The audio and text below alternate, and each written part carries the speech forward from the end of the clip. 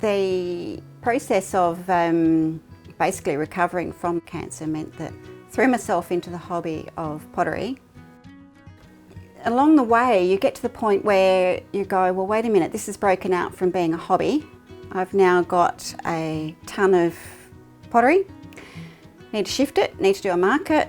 What am I going to do next? Into the business centre.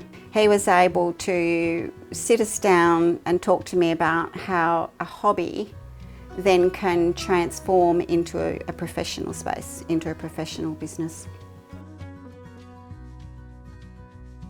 Then to be able to go back into the Albany Small Business Centre, it was just really good to have that continuity and have them be able to pull my paperwork and go, okay, let's review where you've been. This is your journey. Where are you going now? And how can we facilitate that? And the workshops that they are running now are just absolutely fantastic. They're perfect for where I'm at, introducing e-commerce and the website design. And you're getting skillful people being able to give you that advice and that input.